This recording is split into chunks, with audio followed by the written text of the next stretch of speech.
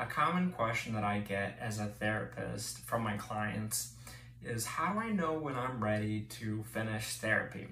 And this is a good question because the ultimate goal of therapy isn't for you to be dependent on your therapist for the rest of your life.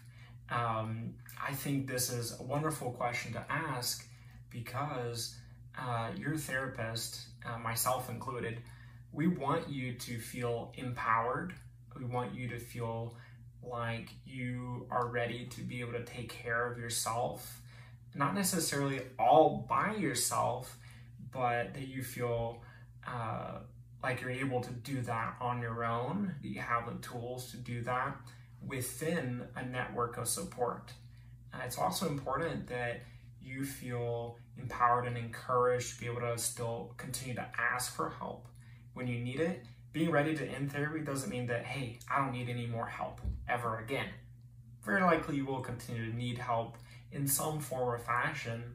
And I think it's a wonderful show of courage to know that, hey, you know what, I'm ready to ask for help outside of therapy, that I can help myself, and if I need to, I can ask for help from people within your community. That doesn't mean that you can't ever go back to therapy. I think that the door to doing therapy again is always open. As an example, I myself have been in therapy on and off for the last 10 years. And I think I'm biased, obviously, as a therapist, but even before I was a therapist, I think it's something that I've always been able to go back to whenever I've wanted to. And there have been seasons where I've decided, hey, you know what? I feel ready to take care of myself on my own, and I just want to try it out. And I think that's a wonderful thing for you to feel ready for that. Another thing to know is that you're not alone in that decision.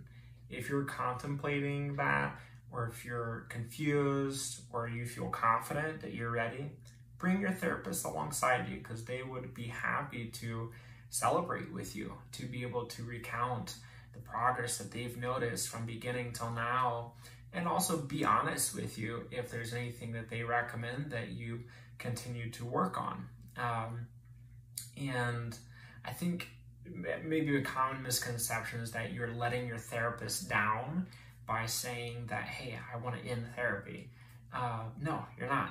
If anything, it's the opposite. We are excited for you that you are ready to end therapy. It means like, hey, you feel confident, you feel like you have the tools to be able to take care of yourself. And if you're someone who wants maybe more of an objective answer to this question, one thing you can do is go back to the original goals that you set in therapy and just ask yourself, do you feel like you've met those goals? How so? You know, how are you going to measure that progress? And, you know, if you're confused about that, you can always ask your therapist on what are those objectives from those goals, like more measurable objectives, whether that's like, hey, you know what, my goal was to check in with myself at least once a day. That's very measurable. And sometimes it can be a little bit more ambiguous, but that's why your therapist sets those goals, to be able to track your progress and make sure that you're staying on target with that. So that's always a helpful way to reflect on if you are ready. And I know for some people, or a lot of people, they don't have the luxury of choosing the right time to end therapy. Whether that's for financial reasons or other circumstances that, you know, unfortunately you do have to end therapy early.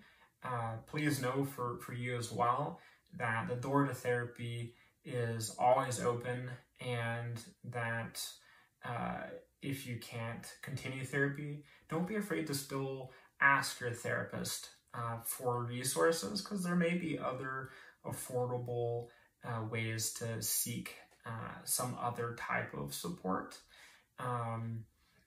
And yeah, maybe a closing thought I would say is that you're not alone. And if you're questioning this or pondering about this question, please bring your therapist into it. They would be happy to support you.